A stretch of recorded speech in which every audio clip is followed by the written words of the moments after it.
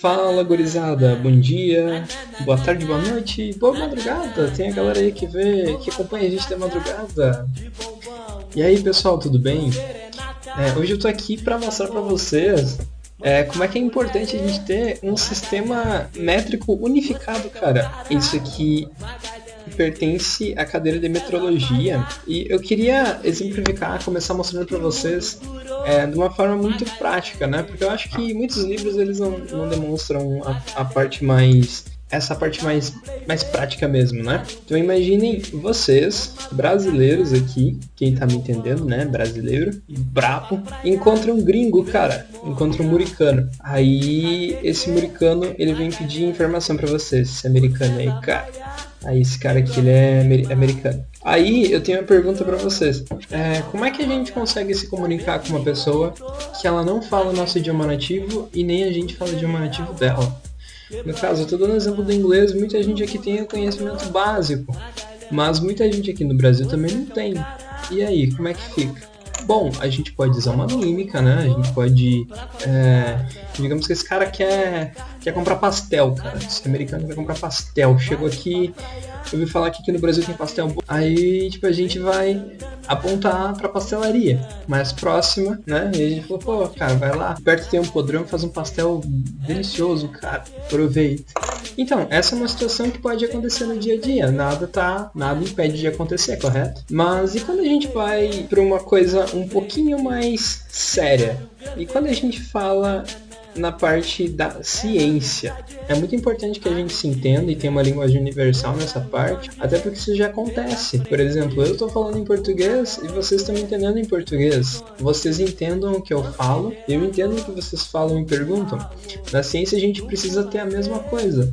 O cientista que publicar algo aqui no Brasil, por mais que ele escreva em português, os cálculos deles precisam estar nas medidas... precisam estar nas medidas corretas, que são as medidas do SI, que é o Sistema Internacional. O Sistema Internacional, ele tem por objetivo a gente conseguir... Então, por isso que é muito importante a gente ter um sistema universal, porque, digamos assim, tirando os americanos que têm a mania de usar milhas e usam tudo virado, o resto do mundo é meio que concessão a gente usar as mesmas medidas. Que eu vou dar um exemplo aqui de uma medida comum que a gente usa quando a gente tá lá dirigindo aquele carro e a gente lembra daquela panela de pressão, sabe? Quando a gente tá lá, tá de boas, aí a gente tá lá no meio da viagem, assim, a gente tá no centro, assim, tá, que vai comprar qualquer coisa, e aí a gente esquece aquela panela de pressão, cara, sabe? A gente não esquece, mas a gente, putz, será que eu esqueci aquela panela de pressão? Aí a gente tá de carro, cara, a gente senta o pé, e aí a gente usa essa velocidade em quilômetros por hora. Ela é o que diz respeito à nossa velocidade que o nosso carro ele tá. A gente quer ir lá apagar essa panela de pressão, né? Aí a gente chega e não tem nada, né? Foi pira nossa. Mas enfim, isso é importante a gente salientar, porque apesar da gente ter algumas diferenças, mas se eu comprar um carro inglês, apesar dele ter o volante do lado direito, o indicador de velocidade dele vai marcar quilômetro por hora. Se eu comprar um carro australiano, vai marcar em quilômetro por hora, né? A maioria dos países, a gente tem isso para a gente conseguir ter essa facilidade na importação. A gente tem essa facilidade porque a gente não precisa ficar gastando dinheiro, a não ser os carros americanos mesmo, refazendo os painéis e coisas do tipo. Eu dei o exemplo da velocidade, mas isso é válido para várias coisas do nosso dia a dia. Então, foi sabendo disso que diversas instituições, como a UPAC, né, que é a União Internacional da Química Pura, a ISO, que é a Organização Internacional de Normalização. Muitas instituições, buscando essa linguagem universal, elas vieram a autorizar o VIN. Aí vocês me perguntam, o que é o VIN? O VIN, ele é o vocabulário internacional da metrologia. No caso, aqui no Brasil, ele está em vigor desde 2012. E aí Então, o VIN, ele é um documento muito importante e muito interessante da gente conseguir estudar e entender ele. Ele especifica, por exemplo, Esse trecho que eu retirei ele agora, ele mostra, por exemplo, uma tabela do VIN em que ele especifica, por exemplo, qual é a unidade que a gente mede calor, a letra Q, o comprimento L, raio R. Essa segunda tabela, ela é uma tabela que nos interessa muito, ela é uma tabela que nos diz respeito à grandeza. Então, qual que é a grandeza universal que a gente usa se a gente quer calcular certa coisa? Imagina um brasileiro, ele é engenheiro civil e ele quer construir um projeto de um prédio, só que esse prédio ele não é no Brasil, ele vai ser um prédio na Inglaterra. Como é que esse cara vai usar?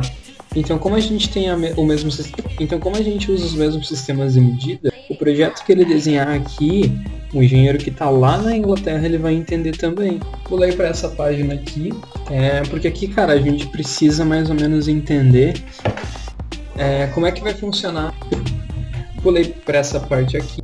Então, a gente olhando essa tabela, talvez a gente não entenda tão bem, parece um pouco abstrato, mas todos nós mexemos aqui algumas medidas.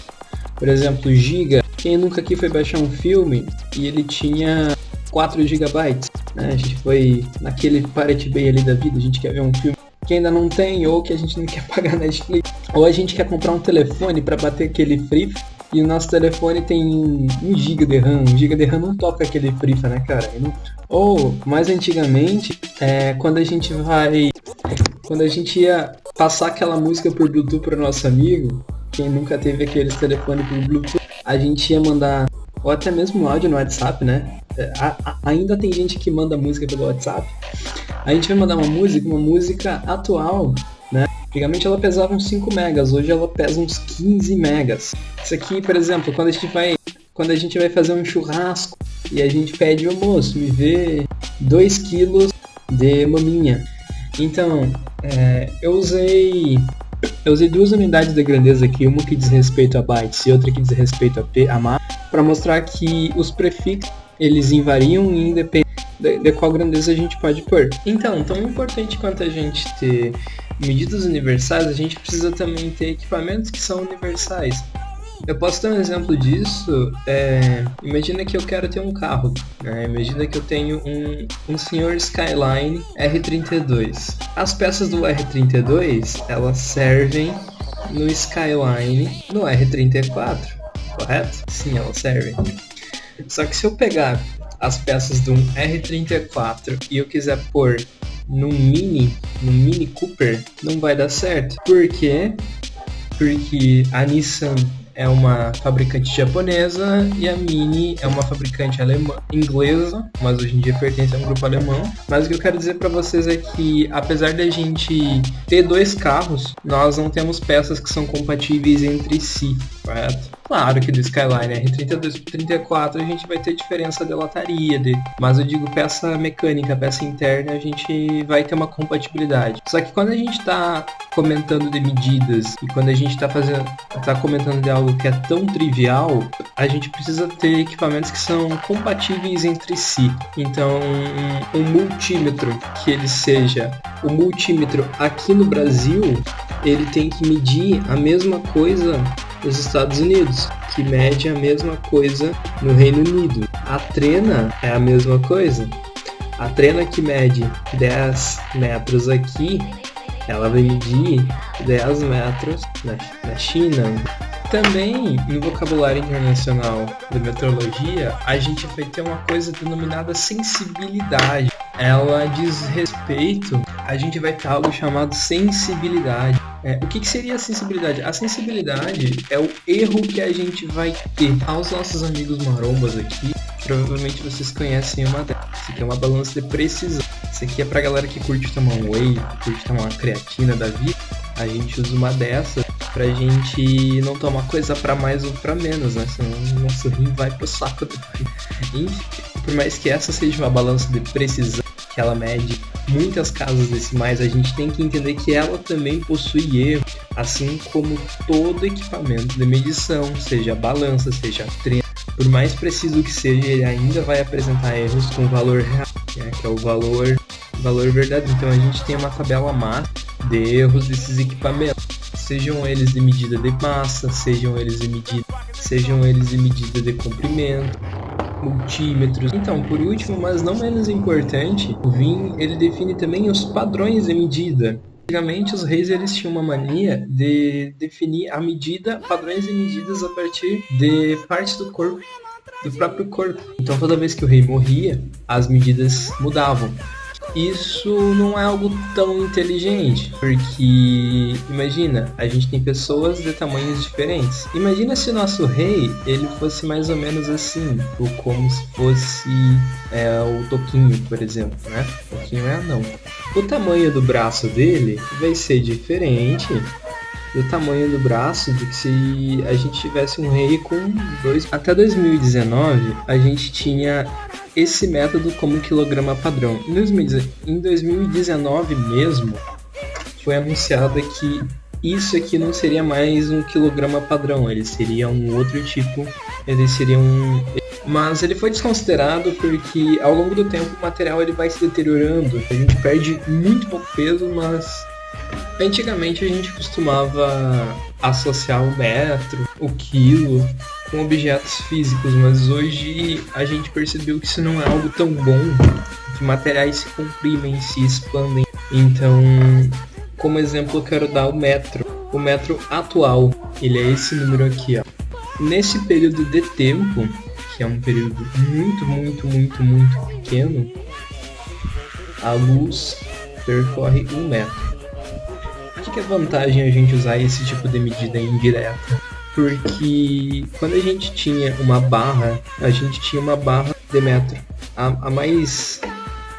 Essa aqui não foi a primeira. Essa aqui foi tipo uma versão já mais atualizada. Ela era uma barra em X, mais ou menos assim, aqui, que evitava muita coisa. E ela tinha 1 metro de comprimento, então, óbvio, né?